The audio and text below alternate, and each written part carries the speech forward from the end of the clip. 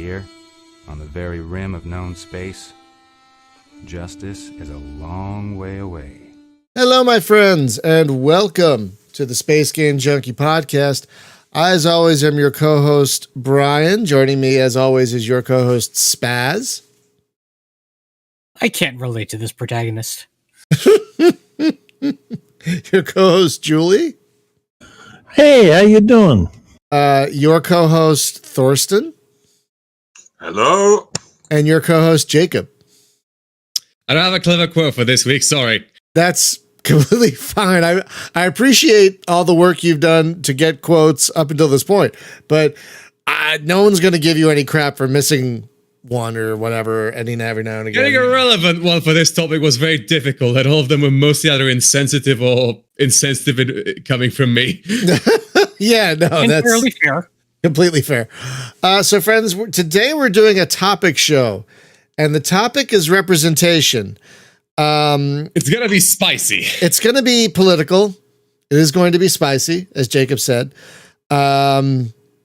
So if you don't want to listen to anything political of us, you can just turn off right now. You can, if you don't want to hear anything political about other people's representation that aren't you could just stop listening altogether. You could just leave the community. We try to be as inclusive as possible around here. But there's a limit. And if you're not interested in inclusivity, you can just jog on. You can just leave. But yeah, we were talking in our private admin chat about representation in games, and we were like, this would make a good topic for a show. We should do it. So while we're in between guests, we're going to talk about representation in games. And again, it's going to get political. And as a cis white guy, I might take a back seat on this one. That's according to my guesstimates, 60% of the people here. So 60, is it? Give or take, I don't know. Look, point being, I had a point there and I kind of lost it. Let's just carry on. That's fine. So we wanted to talk about representation in video games because representation in media is it shouldn't be a hotbed topic. It shouldn't be. But I swear to God, anytime there's a thing that doesn't have a white man at the center of it, people lose their freaking minds. And it is so dumb. It is so dumb. So we want go ahead. I would like to ask the audience beforehand, because there is a clear divide in the audience, and in the gaming community in general. Those who don't believe there's an issue with representation, and those who've gone to the Steam forums at least once. I do love Steam forums. I'll be honest. I think they're great most of the time, but geez Louise, they can turn into such a garbage fire. Oh my God. It takes so little to piss people off. It really does. It's not even funny. And folks, the game we're streaming is Rebel Galaxy Outlaw, and excellent example of what we're talking about today. It has a woman roughly in her mid to late 30s, which by video game standards is the pinnacle of representation. And people got so mad that they couldn't. They were so livid. They were so mad that they couldn't. What was that? Was that Thorsten? Isn't she even older? She might be. She might be in her 40s. I think she might be in her 40s. She's in her mid-30s at the time of. Okay, so she's in her mid-30s in Outlaw, but in the original Rebel Galaxy, she's much older because this is a prequel. So yeah, in the original Rebel Galaxy, she's much older, but you don't play a specific character in the original Rebel Galaxy. You're just kind of a void, a thing. You're a void. You're a voiceless void that just talks to other people.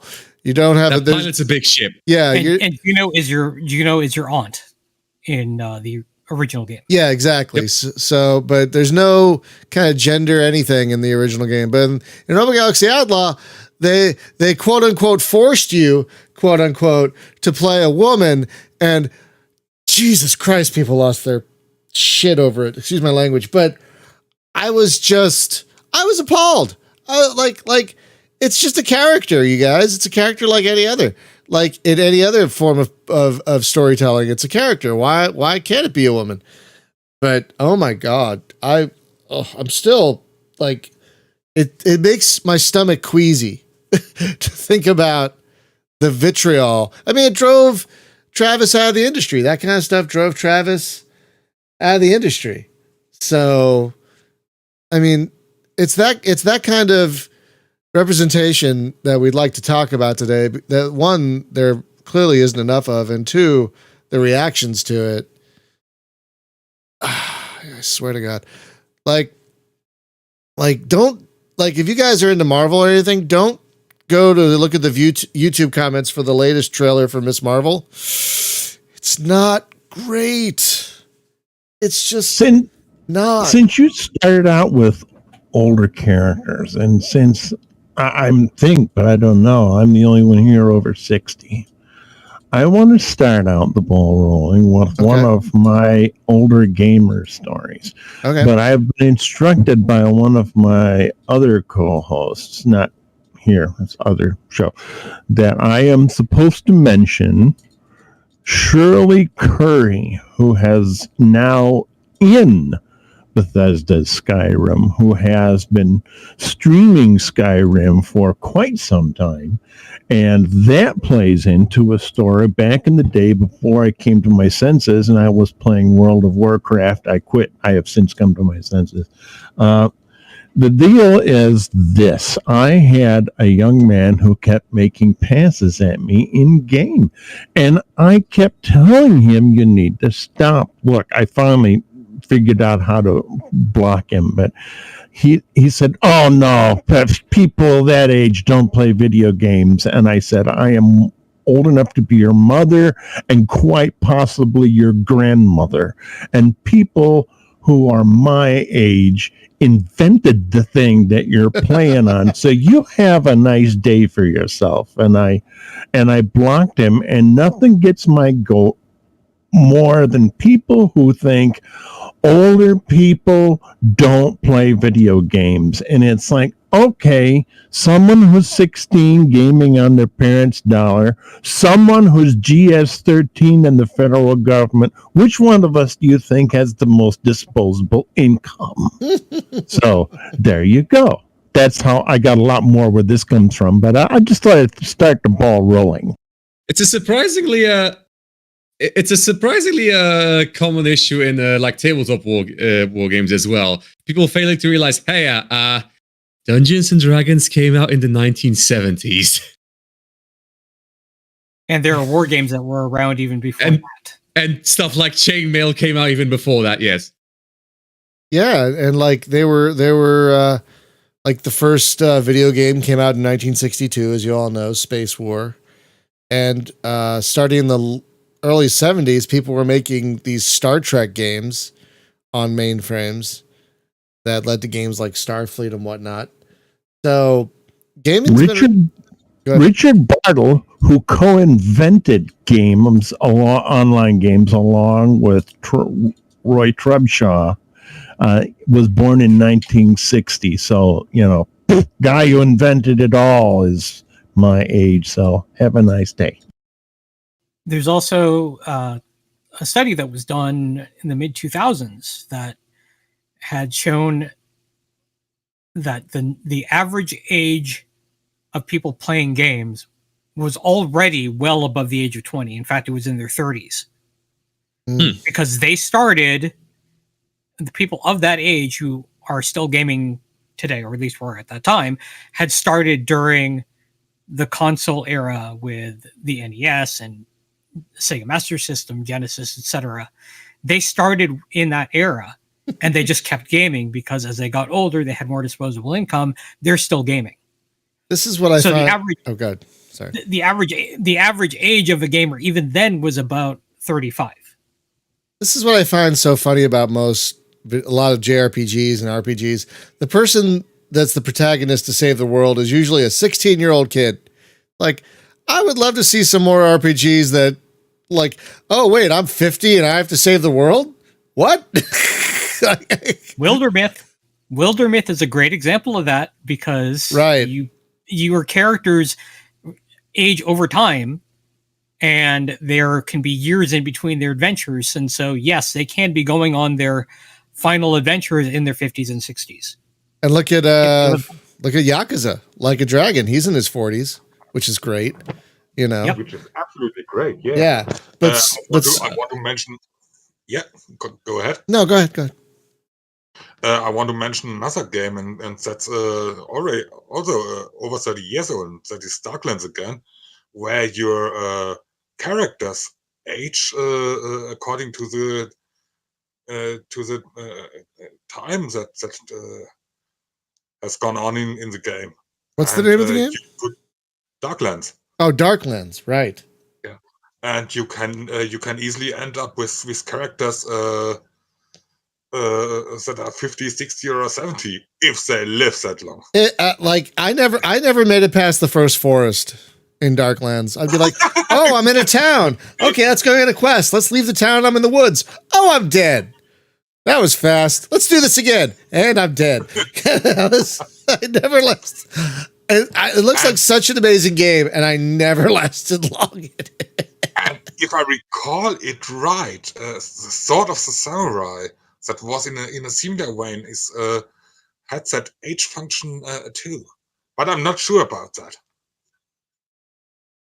And there's also games like Old World where you are in charge of a dynasty, and your descendants continue on that lineage, but if you have the age settings, the lifespan settings set to say average, you tend to die before you're well into your 50s.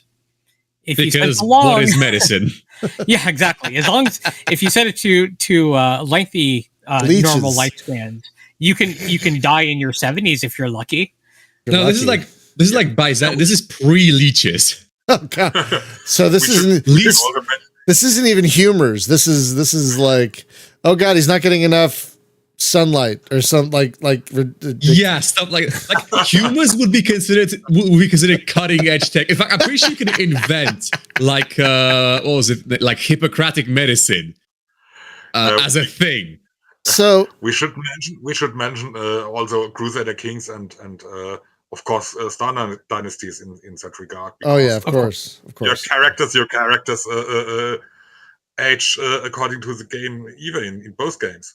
Yeah, it's really great when you can either start as an older character or if they don't allow age, at least let you have gray hair. Like I'm of an age now where I want all my characters to have gray hair, because that's what I got. So same as I. yeah, I'd prefer to have gray hair in my game, and I really appreciate when a game allows you to do that. So what types of I did some. I was looking around and I was trying to figure out which types of representation we should talk about. And so there's racial representation and cultural representation. And there's also sexual representation, like orientation. Are there any other types of representation we should be looking at besides those? Yes. And I have an example. Go for it. Go ahead. I have an example. And there's a young man, well, not so young anymore, but his name is Ian Bates. Okay. And he is better known as the Red Shirt Guy. And he stood up during BlizzCon 2010, and he has confirmed himself that he has Asperger's, and he corrected the panel members about lore, and he was right.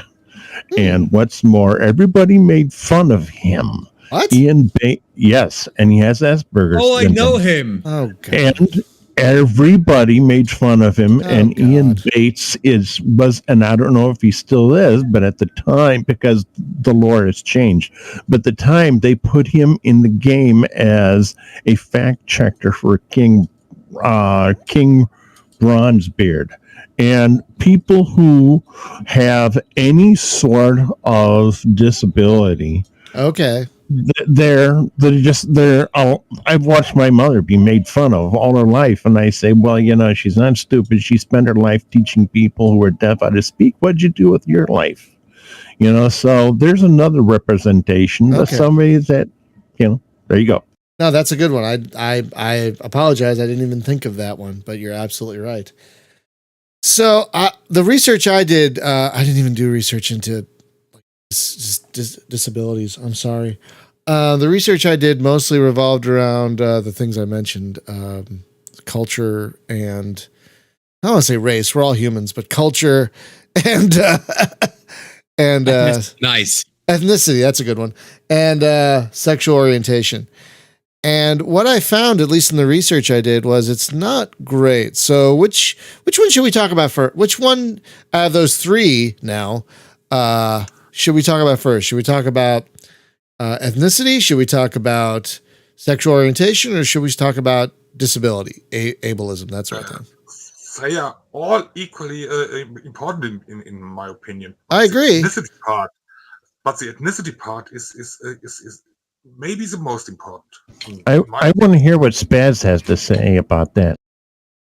Well, there's a lot I can say about it. Go for it. Typically, most protagonists you're going to see, depending on the genre, of course, are going to be a cisgendered, heterosexual white guy.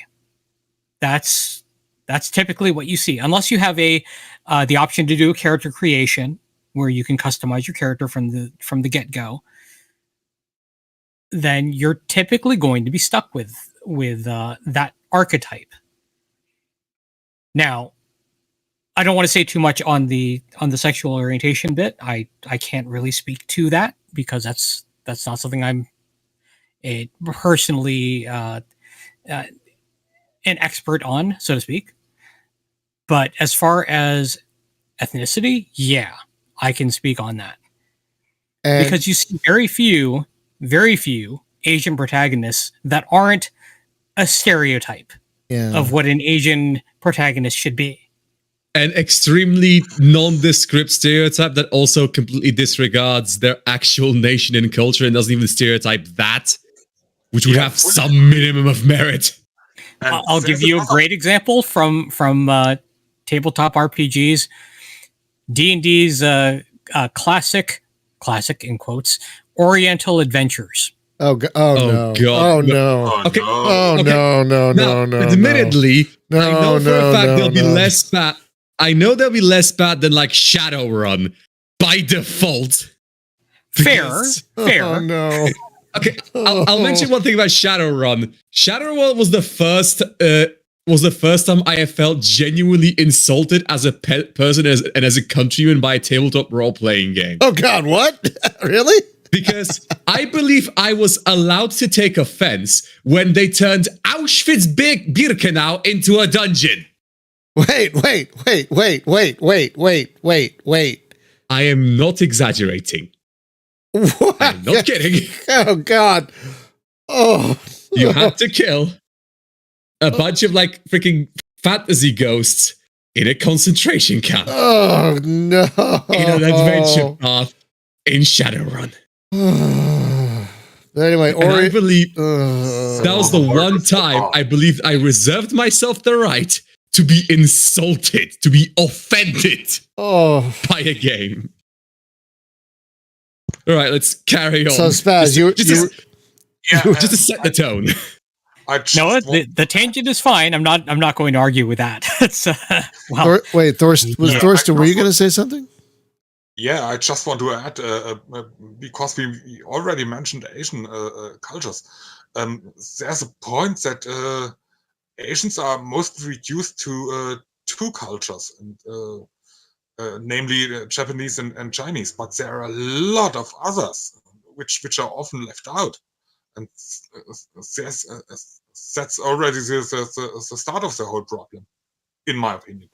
Yeah. There is that, and they tend to get kind of mashed together, and that ends up being unfortunate because it's, unless it's very specific in how it's portrayed, As in, for example, taking elements from Chinese mythology and then using that to build your characters around your world building. If it's very specific, it can be done very well. But if the characters aren't represented well, if you have, say, let's say a certain transphobes book where they have a certain single Asian character with a name that ends up being Cho Chang. Yeah. Wait, what? Wait. Yeah. I'm talking about Harry Potter. I don't There's remember that one at Asian all. character. Right. Oh, no. Do we really? Yeah. Do we really want to open the can of worms that is trying to analyze Harry Potter from a representation perspective? Well, Why no. not? But the point I'm bringing it up for is it is bad representation no matter how you slice it. And Fully agree. And the problem ends up being if it's just boiled down to, oh well, this sounds relatively Asian-ish. Someone who has no concept of how any of the cultures are is not going to care, because that will be all they know. Now, I saw Murder by Death for the first time a couple of weekends ago. It's basically a precursor to the movie Clue. Basically, it's a murder mystery with lots of famous people in it. And they had Peter Sellers playing someone from China. And, oh, God. They called him, quote unquote, a Chinaman. Well, that's a thing that is referred to as yellow face. Yeah. That's literally what it's referred to as. So I didn't know it was coming. It was a Peter Falk themed movie day, so we chose it because Peter Falk's in it, Columbo and all that. And we're like, oh yeah, Peter Falk. He's like, oh no, what is this? Oh no. And we apologize because we're like, we didn't know this was coming. I'm so sorry. There's also infamously the character in Breakfast at Tiffany's. Yeah, I don't remember. I don't remember Breakfast at Tiffany's. What was that? I'm not familiar. There is a white actor who is in yellowface for that entire movie. Oh. Actual yellowface. Yellowface. Oh no. Also, I wanted to mention briefly something that Luke, who's in the chat, told me the other day, and I think I got it right, and that is, since you mentioned the author, a racist and a transphobe walk into a bar, the bartender looks up and says, "Didn't you write Harry Potter?" Okay, I'll restate this bit. Do we really want to get into Harry Potter on this podcast? It's, you know what? I mean, there is a representation problem in Harry Potter, so why not? I mean, right. Okay, Julie, you are going. I will allow you one tangent because otherwise we'll be here for hours. Right. Not because here's a Harry Potter tangent, and that is this: what the common thing is. People think, well, yeah, I don't agree with this person, but what good is it going to do if I boycott the movie? If everybody boycotts the movie, Warner Brothers has already said there will be no more Harry Potter movies. Oh, that's good. God. Oh, that's good. That's good. I mean, for starters, it's a franchise that's run its course, but they keep putting out movies in it, though. They keep putting out movies in it for some inane reason. But don't expect me not to talk about LBGT trans people in video games. So Spaz, going back to the topic of ethnicity representation in video games, how would you say do you think they're doing, based on what you've seen? I would say there needs to be a lot more. There needs to be a lot more, and not just character-wise, but also behind the scenes, the voice actors as well. Because you may not think about it much, but even the voice acting industry is predominantly white when it comes to voicing Asian characters. Really? Yeah. But there's so many. There are a lot of Asian voice actors, don't get me wrong. But that's kind of the thing. Can I one interjection, please? Go ahead. Because okay, the English speaking, I'll say, voice acting industry, like the professional one, has kind of an issue where not just it's lack of representation, it's generally very insular and has a lot of issues getting new people in for reasons I don't fully understand, but I see that are prevalent. Like, you see the same list of like 10 to 15 names in every single thing that has voice actors in it. You see, the likes of Steve Bloom, was it David Kaye? I think it was David Kaye, guy who played Megatron, and also 100 other characters. When you look at the list for voice actors, especially for all the shows, you'll have like the same 15 to 20 names just rotating. Frank Welker. It's getting better. Yeah. Now, I have to say, on that front, it is getting better. There are more, especially since remote work has become such a thing. It has opened the door for a lot of people who might not otherwise be able to get into the studio and record. So that actually has been getting better.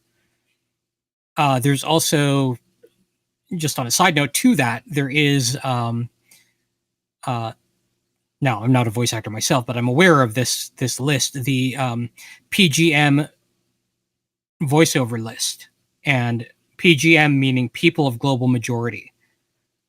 So for people who aren't white, effectively, because we kind of more than half the planet, 90% of the population isn't what. Mostly because white is an inherently exclusionary term, but that's so not the topic for this podcast. Right. Yeah, and I will actually go into that part of it too, because why not? The term white was used to other people, as in, we're white and you're not, you're other. And even going back just a few centuries, Italians were not considered white enough. It's a matter of who is considered white enough to be considered white. And neither were the Irish for a while. And neither were the Irish. That is also correct. Yeah. So that term doesn't really make much sense at all. It's bad. It's just bad. And like there's anyone there's a who's lot of hung up stuff on that needs to drop. There's also the stuff that, like, when you realize that mixed race people are automatically assumed to be not white unless they look sufficiently white, and that at that moment you realize, how do I put this? At that moment you realize that this is just kind of pointless exclusionary nonsense. Yeah. Well, the exclusion was the point. So, yes, that unfortunately is, historically speaking, that's what it was for. It was to be exclusive. Oh, we are gonna get so much hate mail after this one. Let's I'm fine go. with it. Bring it, I say. I am fine with it. I'm absolutely fine with it. I like when the garbage takes itself out. So basically, I said it on stream before. If you're insistent on sending hate mail, please do. We will all read it, and we will be very happy to do so. Yeah, we'll laugh at you. Find it extremely amusing. Oh man.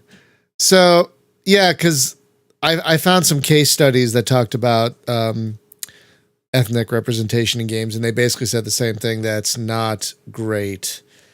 And it needs to be a lot better. And even games where someone of non-white, non-Caucasian descent is the protagonist, it might not even be great then. Like, the Shadow Warrior games were kind of fun, but the character of Lo Wang, he's not an exemplary character. No, he got better in the remakes, because that's not saying much. Jesus Christ!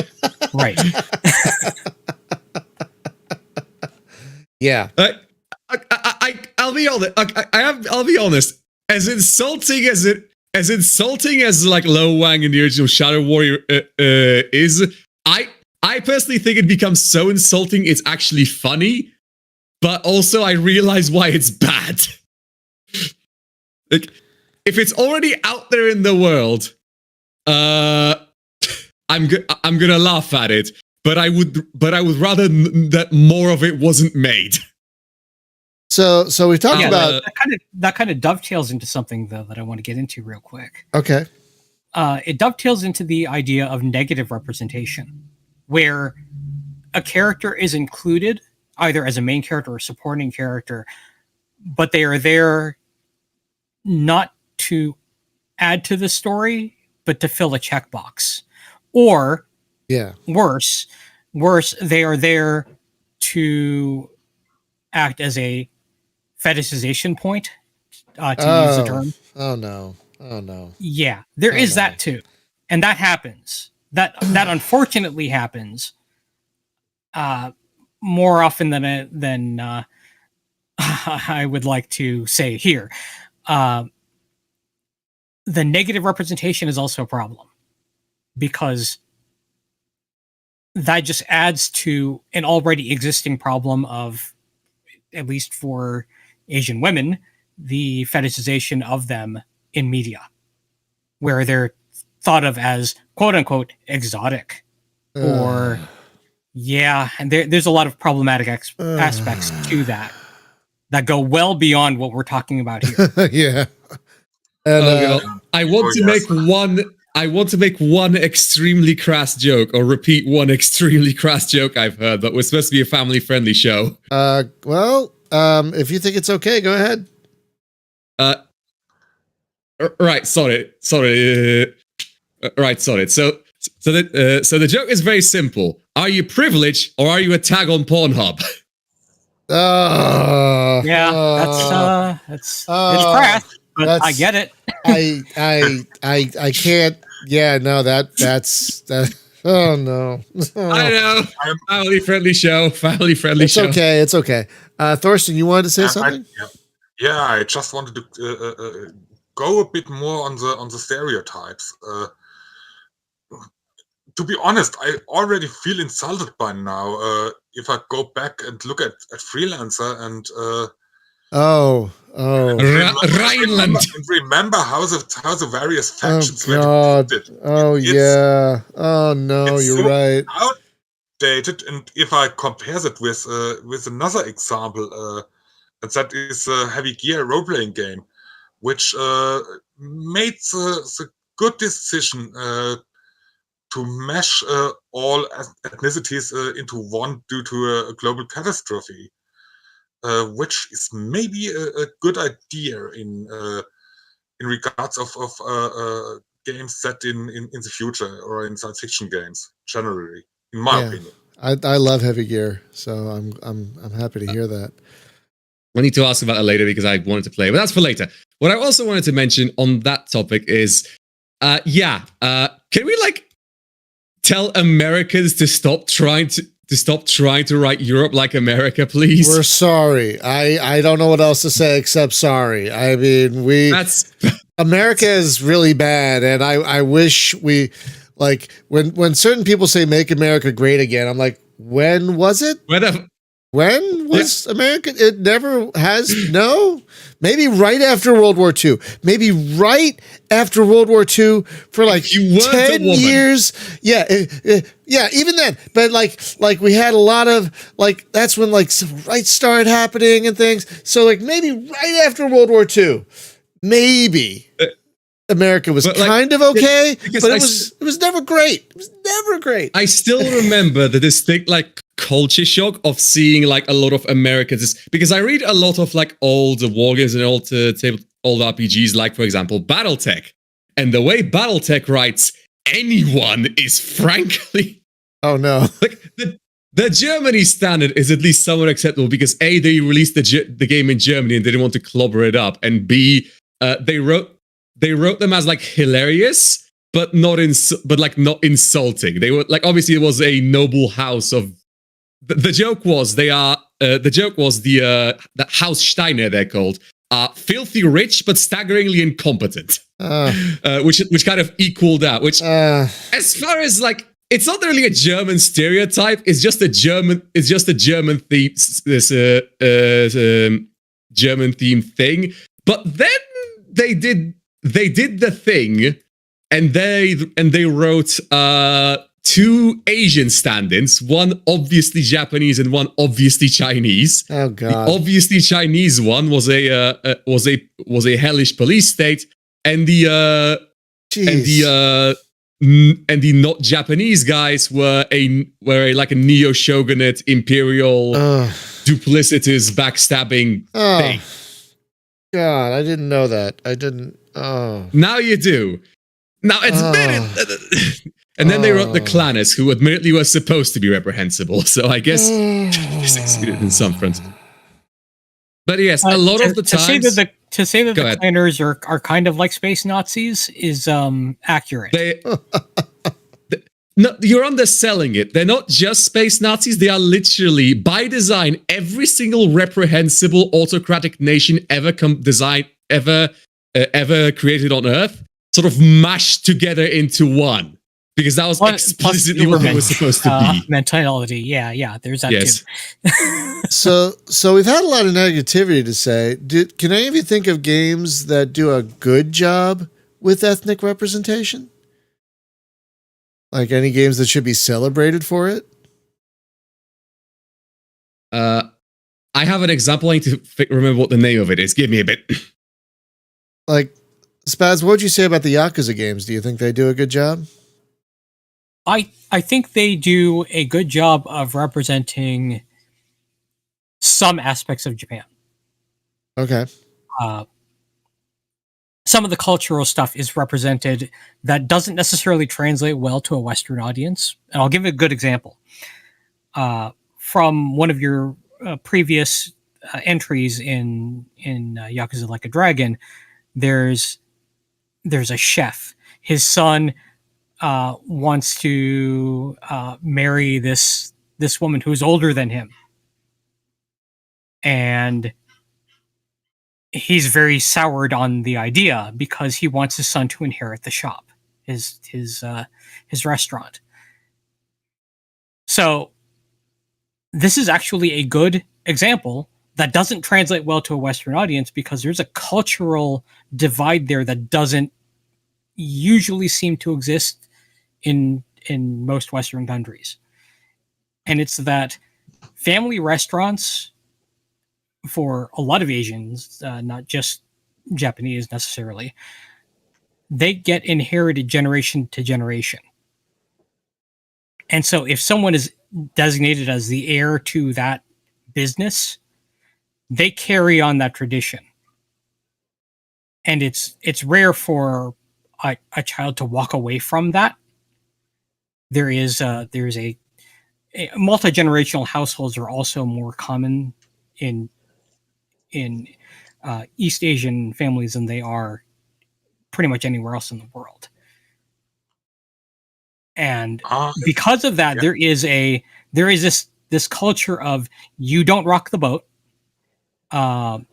You follow your elders, you respect your elders, and if you are designated as the heir to the family business, which may, in some cases, go back to that family business being centuries old, just passed down from family member to family member, they inherit it.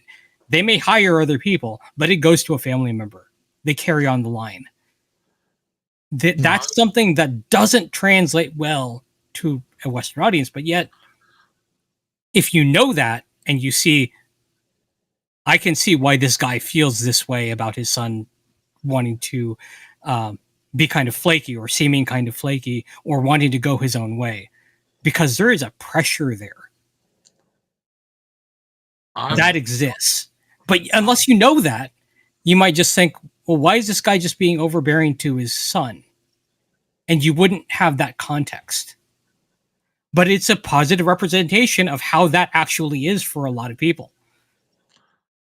I've got to add here, that was in Europe and especially in German culture also a thing too. That isn't so much of an alien concept to what was to me, and I'm rather surprised that it's not the same in the States.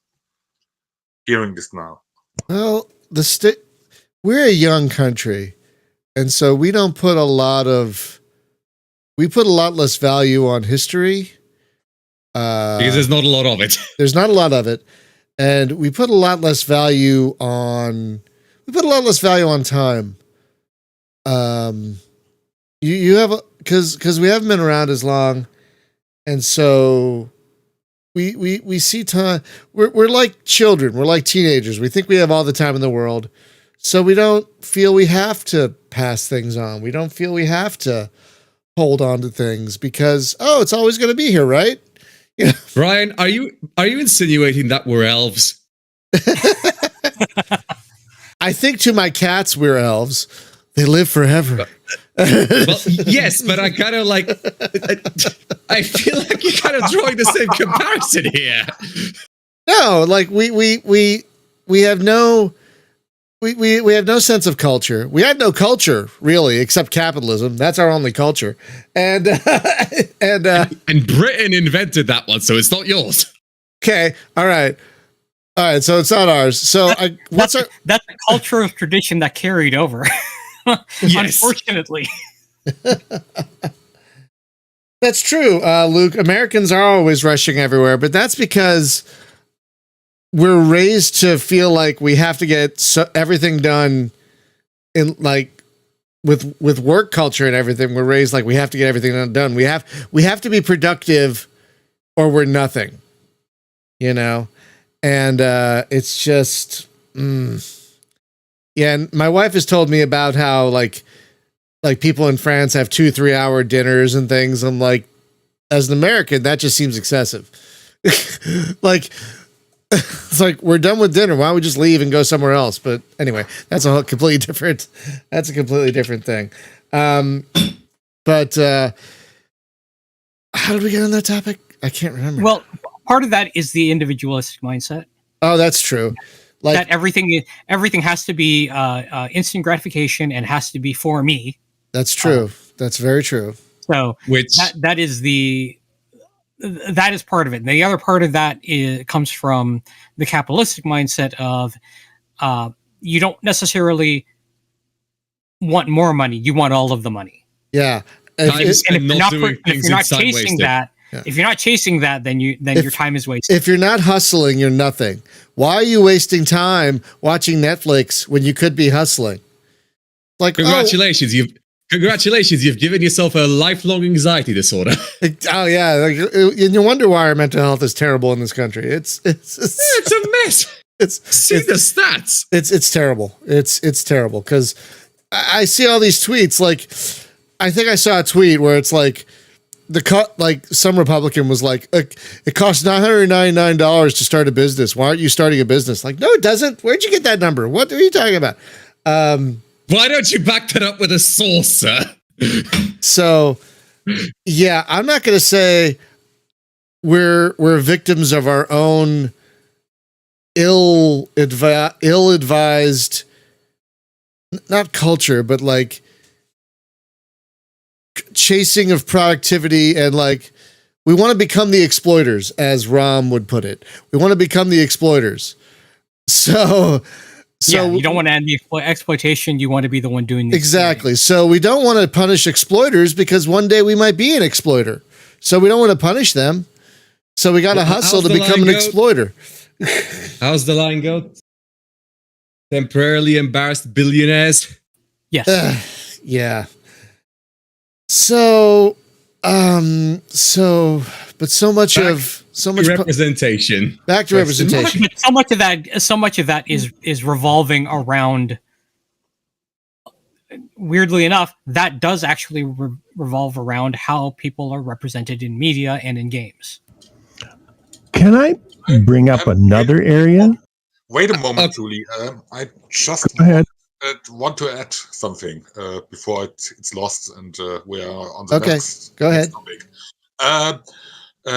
And it's about the representation of people from Africa itself, the Islamic area, and India. Oh, that's gonna be oh boy. All those areas are completely misrepresented in any games, and if often completely wrong, and that's a bit sad in my opinion. but that's only a thing I wanted to add, because we are talking here about a large chunk of human population, and we shouldn't leave them out. Oh no, I totally agree. Absolutely. I still remember. Although that I still remember the distinct thing I've learned, where I believe one of the Battlefield games set a map in Pakistan, and the language on the street signs was Arabic. Oh no! Pakistan does not speak Arabic. Oh no! It speaks. It's presumably a language called Urdu, which is a derivative of Persian, I believe. Not Arabic.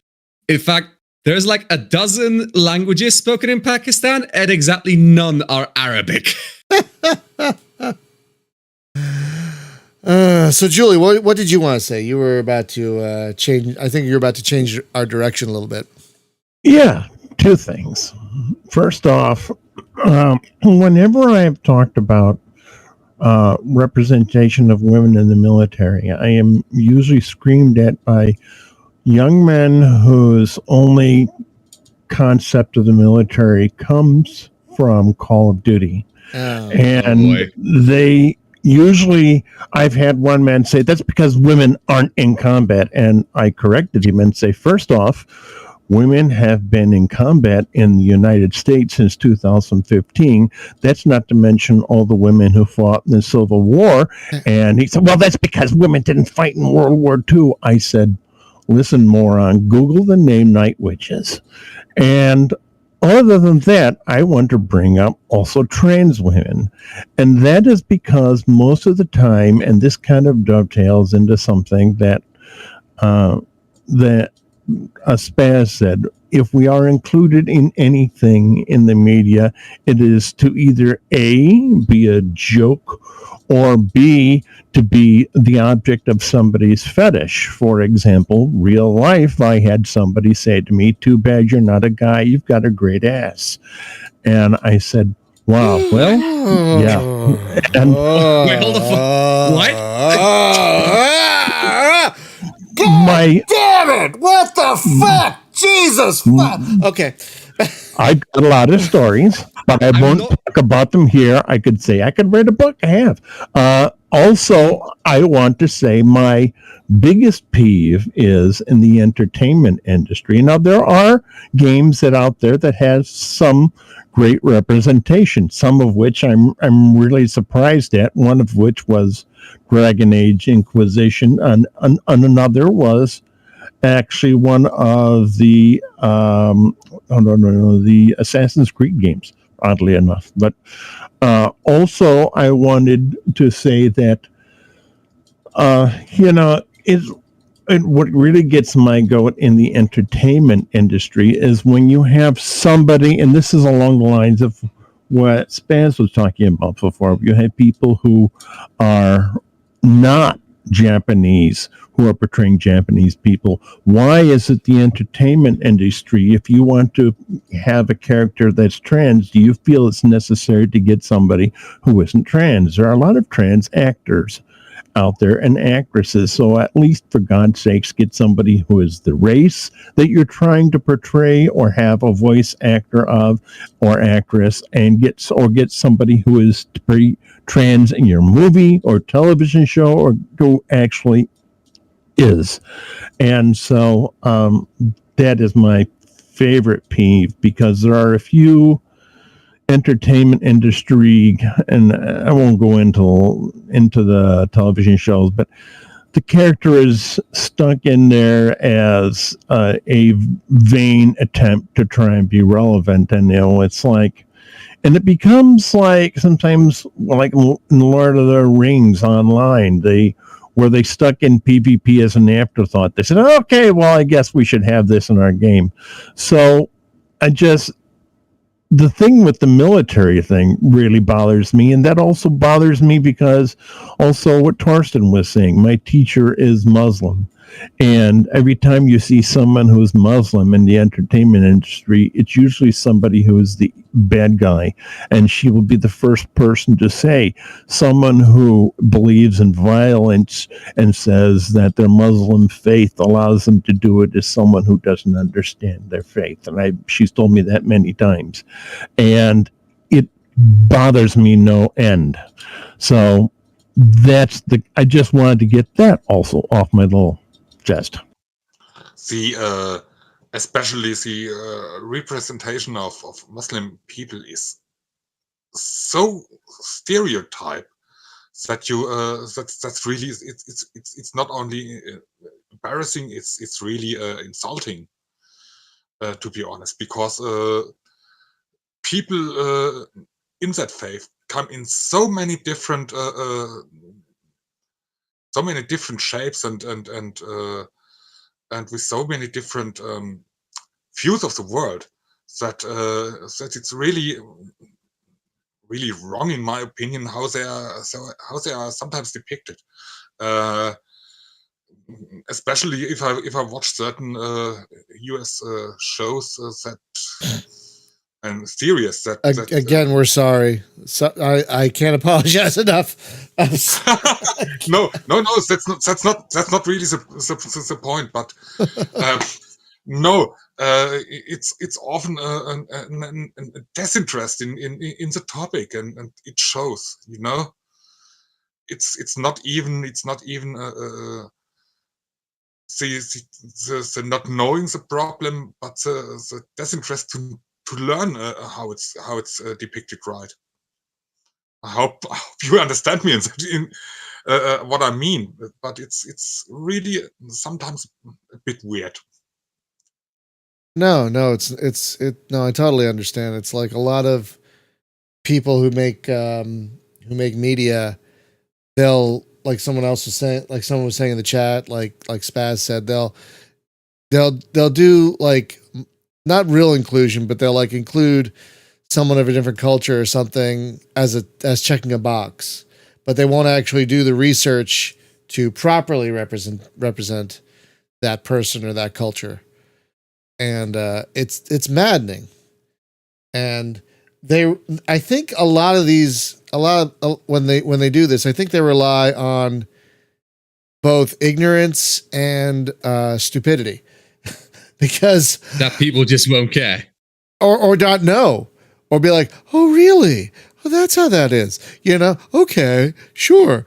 You know, because I don't know a lot, and so like I'll see something a lot of times, and be like, oh really? Is that how that is? Okay, I get it. And that's how stereotypes end up being played out, especially racial ones. Yeah, I mean, look at at almost any TV show from the 80s or early 90s made in the US that had an Asian teenage character as the token teenage Asian character. And 9 times out of 10, it's a character who's going to be good at science or math. Yeah. Well, you know, about as far as representation of Asian characters, two of my biggest peeves along those lines are David Carradine and Scarlett Johansson.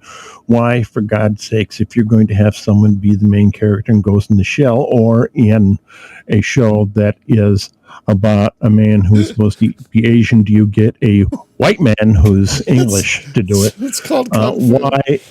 And also, as far along those lines, when people have found out in video games that I'm Buddhist, I was playing EVE Online and I had a woman scream at me to get off the line and go meditate. And I said, really? What? That's what you think Buddhism is about? What? Really? Seriously? Crawl back under your rock. Yeah, that's what she wanted. She said, get off the line and go meditate.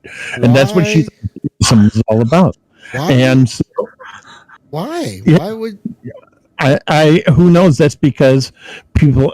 Why do people think that Buddhists worship the statue? No, we don't worship the statue, but it's just religious representation or lack thereof. Not everybody in the world is white and Christian. Some people are Buddhist, some people are Muslim, and so it just I get tired of that kind of thing. But Julie, American is a Christian nation. It was founded by Christians. Really? Well, fortunately, formerly a history major here, so yeah. You will find out that most of the people who founded this country were Freemasons. Yeah, so, I know. Also, I wanted to point out that as far as trans representation, people always tell me as far as and LBGT representation, I said, oh, well, it's just a choice you made. And I said, listen, sweetie pie, you've got no effing idea. Do you realize that until 2 years ago, I had no protections under equal opportunity law? And after 28 years on the job, my employer could have walked back to my desk, say, we understand you're a trans woman, you're fired, and it would have stuck. And also, that's not really an argument. Also, that was tried by our chief legal counselor, and this is how far back this goes. The only reason I am still in this job is because Senator Paul Simon's office told an attorney in our office, and I will say this much, jump. And when Senator Paul Simon said, jump, this attorney said, how high and when can I come down, sir? And so, not a choice. And I don't care if you're offended by LBGT representation in video games. If you don't like it, no prisoners, no mercy at gmail.com. I love hate mail. I'll answer all of you. I'd like to think that people listening to this particular show are not offended, but if we if you are offended, you can leave. That you said you just said the second thing that has floored me in this show, Julie. First, that women in the American Armed Forces didn't see combat until 2015. That seems insane. It seems insane to me. And before that, you used to what would have to happen during the Civil War, and Thorsten and I were talking about this offline, is it was common in other armed services around the world, but in ours, for example, during the Civil War, and my great grandfather fought in the Civil War, and I was going to join a little group that was, reenactment group. And I walked back and I said, well, they were showing me around. And this person said, well, we don't know what we would do if any black people ever tried to join. And I said, listen, you ignorant racist POS. My great-grandfather was in the 7th Iowa Infantry Volunteers and spent his life fighting against people like you. Please, Julie, was the person insinuating black people didn't fight in the United States Civil War? Yes, that's the idea. And what? And said, look, have they seen the movie Glory? Have they seen the movie Glory? Denzel Washington. Unfortunately, Andre there's Braugher. no stupid. But yes, I admit women in the Civil War, if they wanted to fight, often they had to dress in drag, and it's that. Oh, jeez. But yes, I have had a lot of people scream at me when I talk about representation in the military, and I had one person that said, oh, well, so-and-so was in the military but only for a year, it might have been your NCOIC. And I said, yeah, considering I was in JAG, I might have put your relative in jail. Wow. Oh my God. I'll just add here that in terms of World War II, not only were there the all-female unit, Russia's Night Witches, as Julie had mentioned, and also generally like all women regiments in the Soviet army at large. Yeah, and some of the best snipers were women. And also there was in the United Kingdom there was the Women's Royal Naval Service, the Wrens as they were referred to. Yeah, and there were women in the OSS. In the OSS as well? Yeah, the precursor to what became the CIA. What would become the CIA, yes? The Special Operations Executive, SOE. Also Russian female tank commanders, and at least one female fighter ace. Double ace. Lydia Litvak. Also, it's a long list. I wanted to point out that since you brought up OSS, Julia Child was in the OSS and invented shark repellent. Yeah. Oh, okay. That's true. Yeah. The same type that Batman used? Anyway, sorry. Not that type, but yeah. Better. Probably. It actually worked. Oh my god. So I'm going to be honest. In a lot of the video games I've played, I have not seen many LGBTQ characters at all. It seems very rare. Like, I think in Mass Effect you could romance. You can have same-sex romance. I think in From 2 onward. I think Probably the prime one. I think Skyrim you could, I believe. But other than that, like, are there other games that handle LGBTQ representation well? Because I just can't really think of any others, like, at all. Interestingly, Persona? there is one. Old World actually does have gay characters. Does it? Elaborate? Yeah, this is something that I noticed in my last game. Some of your characters may be gay, and they'll just be a trait. It doesn't hinder them from doing anything that they need to do. It's a thing they do. Fair enough. It's a thing they are. It's a thing they are. It's similarly handled in the game we talked about last week. How am I forgetting the name? Star Please Dynasties. help me. Star Dynasties. Star Dynasties. Thank you. I don't know how I managed that, but yeah, in there being gay or bisexual is just a thing you selected character creation. Though, admittedly, the game does. I would say that. What? Uh-oh. Oh, did we lose him? Jason? Jason. Who's Jason? All right. Jacob? The gay agenda has apparently ruined my audio equipment for a second. I don't know what the hell happened there. God damn it. So what I was gonna say is, it does simulate, being a potentially a homosexual person in a, neo-feudal, heteronormative, borderline eugenicist society, which not the most fun. But at the very least, it's not fun in a, I guess, appropriate manner. Huh. In some ways, I don't know how to put it. Apparently, there are some. Remember. Go ahead. No, go ahead. I just remember another example, a pretty early example, and that was Midwinter 2, Flames of Freedom, where you could seduce some of the characters of the same sex as you had. That was pretty interesting for the time back then.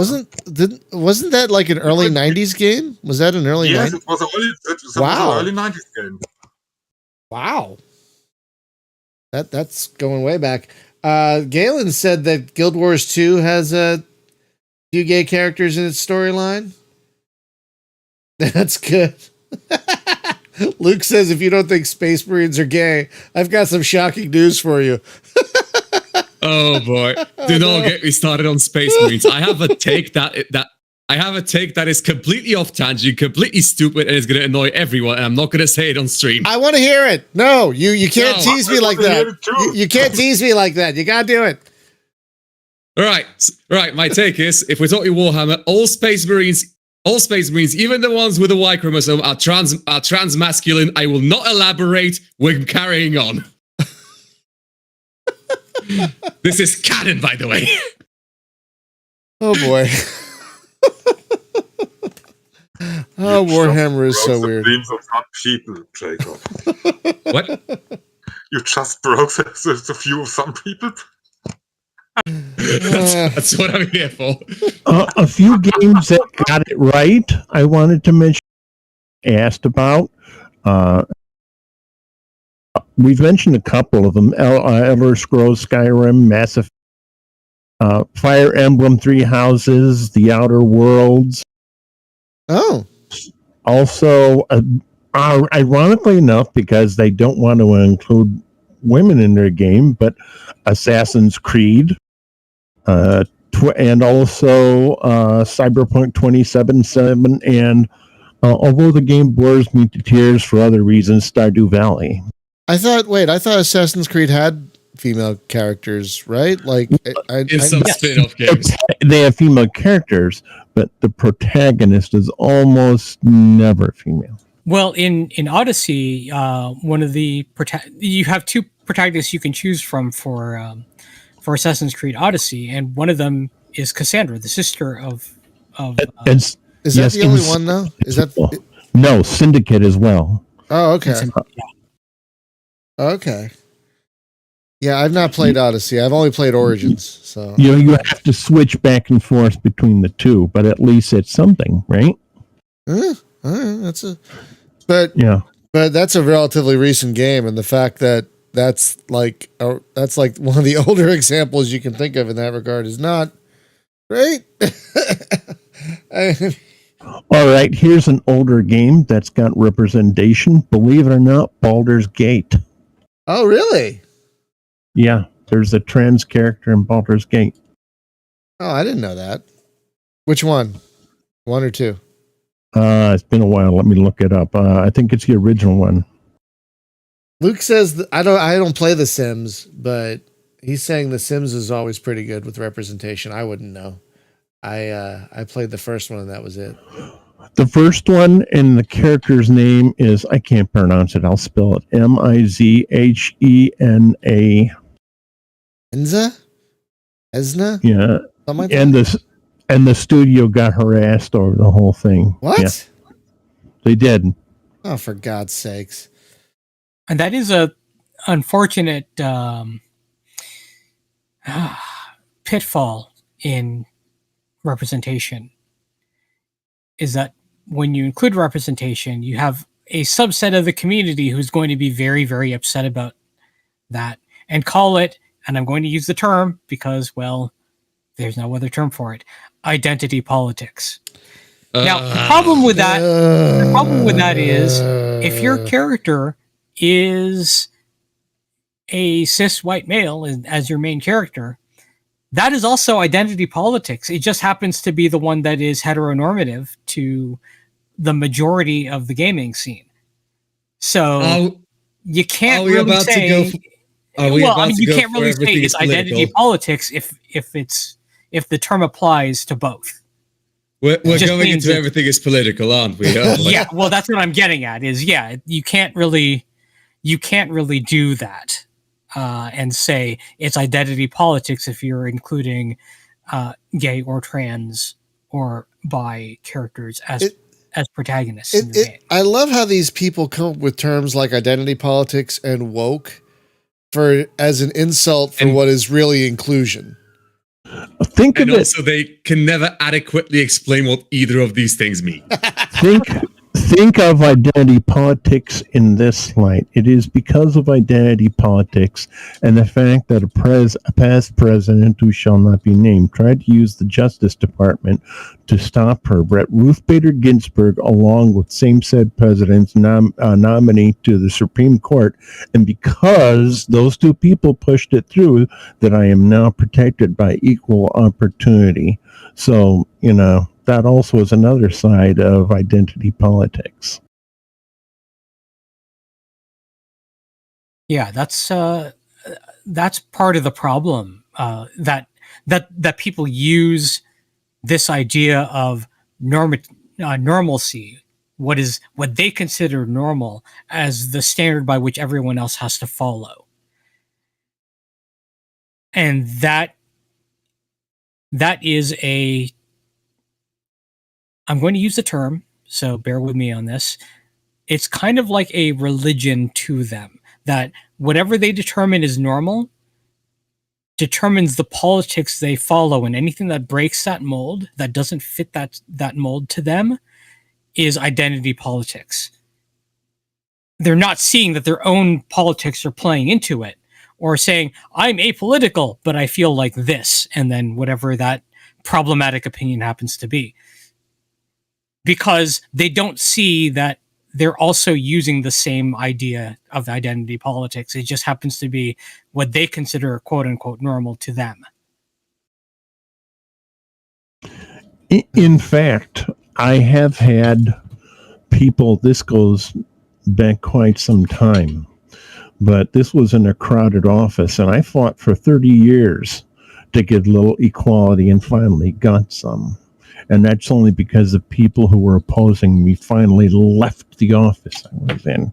And God bless the people who are there now. But I've had in a crowded office one person scream at me, "Your birth certificate can't say female." And I said, "Would you like to see it?" I have had one person scream at me in the office, "You can't be Christian and Buddhist. You have to make a choice." And I said, "That's because you get your concept of Buddhism from old Kung Fu television shows."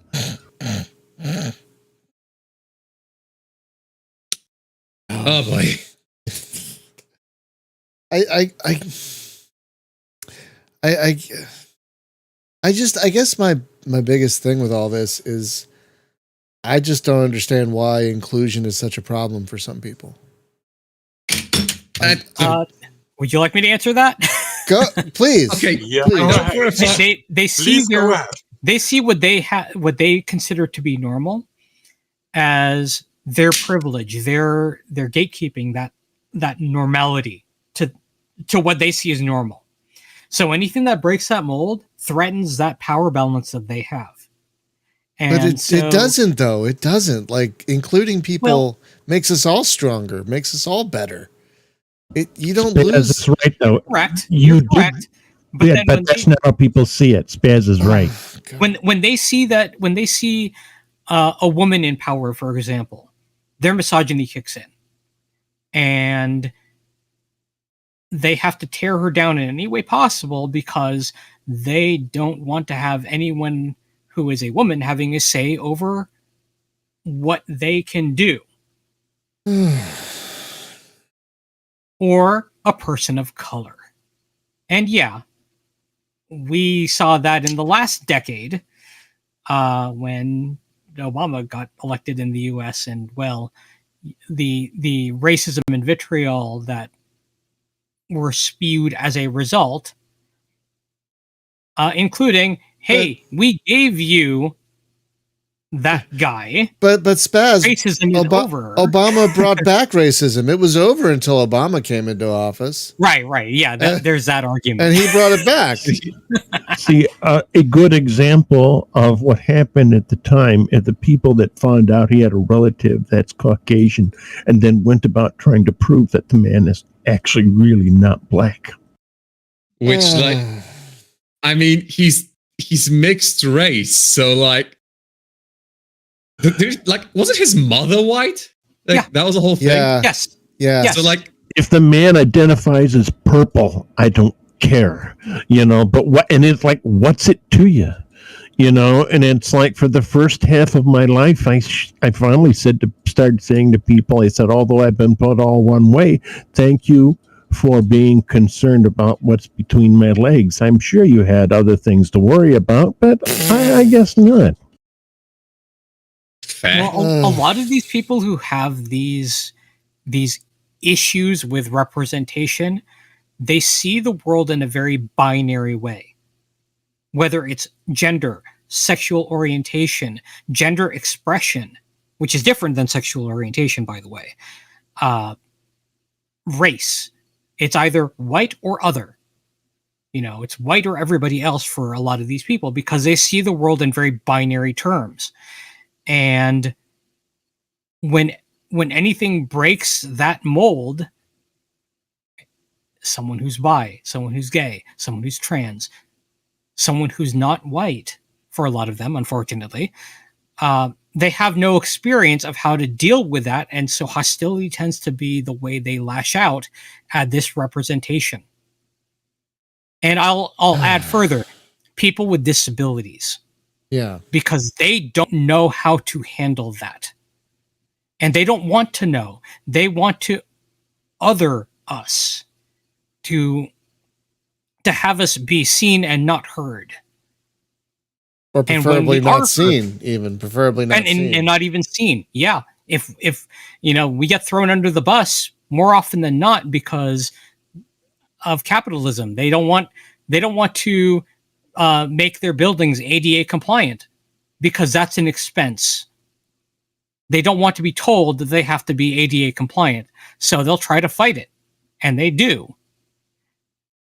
And they usually lose, but they try to fight it. If nobody fights them on it, then they will get away with it. You might have buildings that don't have ramps because they don't want to be ADA compliant, or elevators if they're a multi-story building. I'm still shocked at how new the ADA is. I'm still seriously shocked by how relatively new that damn thing is.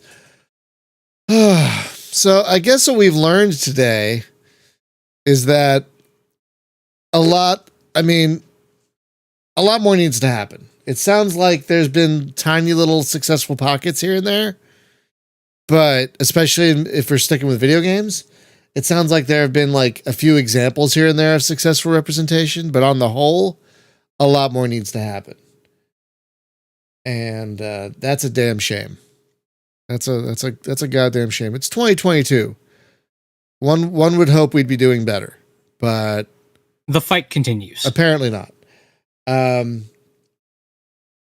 I guess all we can do as fans is demand is when we see a game that has good representation, good inclusion, we celebrate it. We call it out and call out the games that do the opposite. I guess that's what we can do as fans. And call out those idiots who are like, why can't I play a white guy? There's Black History Month. What about White History Month? Shut up. Shut up. Yeah, why is there an Asian History Month? Well, why is there a Black History Month? Well, the reason why there isn't a White History Month is because that's pretty much all the other months. Every other month, yeah. The fact that you have to ask is the reason. Exactly, yes. Why isn't there a straight pride parade? It's like, you mean every other fucking parade? The fact that you have to ask is the reason. Is the reason, yes. There is a reason, you just apparently missed it. So, I hate ending on a downer, but we probably should start wrapping up. But I am glad we talked about this. We should probably continue to talk about it because it needs to be talked about. So maybe we should revisit this topic every so often to see if things have gotten any better since the last time we talked about it. But friends, if you've been bothered by this podcast, if you think we're being too political, or our questions make you uncomfortable, you're welcome to leave. Again, there are two options. You can leave, or you can look inward, question why you feel the way you feel. Oh, they don't want to do that. Shh, they don't. If they do, more power to them.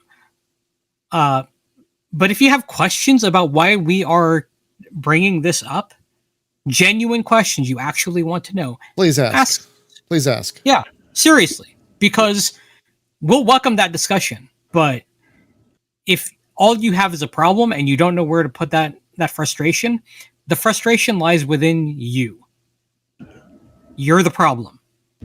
I can paraphrase the words of the founder of the Buddhist order I belong to, a young man who was Japanese. And basically what he said is, if he saves one person, if he changes one person's mind by his actions, then his life has had meaning. I like that. Because changing someone's mind is one of the hardest things to do in this world. Especially as they get older, more set in their ways. So I like that. Does anyone else have anything they want to add before we wrap up? Nah. Yes, thank you to the people who made Subnautica for making the Subnautica Below Zero main character female. Bravo. Yay. Yeah, it's a shame. It's kind of a shame that you only have one game to call out for that. I mean, there are other games with female protagonists, but they seem so few and far between as games go. So there needs to be more. I bought the game twice just for that reason. Oh, that's cool. All right, friends, we're going to start wrapping it up here. I want to this is a good discussion. And again, if you have any genuine questions about this, please feel free to ask in our Discord or on social media.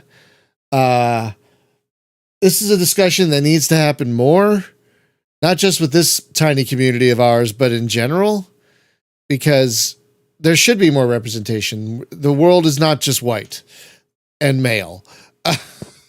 And we need more representation, especially I feel in video games, because video games are such an amazing art form that could do so much better than it is in this regard. So, and hopefully it will, but it's as Spaz said, as people in the chat said, it's an ongoing battle, and hopefully talking about it helps.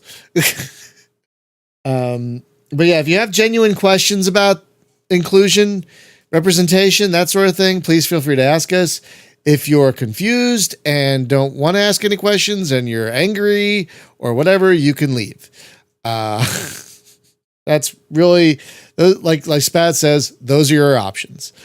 But thank you for listening. Thank you in the chat for being very vocal today. We had a great chat. We will be revisiting this topic as time goes on. This is something we should check back in with every so often to see if things are getting better at all. Call out people that are doing this well. Give them credit where credit is due. Next week on the show, we're going to be talking to the developer of the space adventure game Milliken's Reach, which you can actually get right now on itch for a few dollars. I think it's a few dollars. But right now it's still pretty early, but it's really fun, even though it's pretty early. So that's going to be next week on the show. And tomorrow we're going to have one more entry of the goddamned amazing secret weapons of the Luftwaffe. Since we're going to do a campaign, I wonder if I could put my podcast co-host back in there like I did today. That was fun. And see how they do. And suffer. Hopefully Thorsten won't die this time. Oh my God. I'm a force ghost now. I don't know how I feel about being conscripted. I'll be sure to wear the red shirt. Is the Milliken's Reach app on Google the same game? I think it is. I think there's a PC version, but I think there's also a Google app. But yeah, there's no Google. I wasn't talking to you. Jesus Christ. No, I believe there is also an app, but yeah, there is a PC version. That's what we'll be talking about. So folks, thank you so much for hanging out with us. Again, if you, I might go back to the American Air Force tomorrow, by the way, for I don't know yet, for secret weapons of the Luftwaffe. I don't know yet, but thank you so much for being so awesome. And again, we're going to get political here, I guess. Get vaccinated, goddammit. If you haven't gotten vaccinated yet, please get vaccinated. Please, for the love of God. We haven't been political for the past hour and 23 minutes. You were warned. Yeah, it's true. Please get vaccinated if you can. If you haven't already, please get vaccinated, because there are two ways that we're all going to get through this pandemic: vaccination or death. So please choose the latter and not the former. Did I say that right? Latter and former? I think I did. Okay. Yes. Good. Have a great one, everyone. We'll see you next time.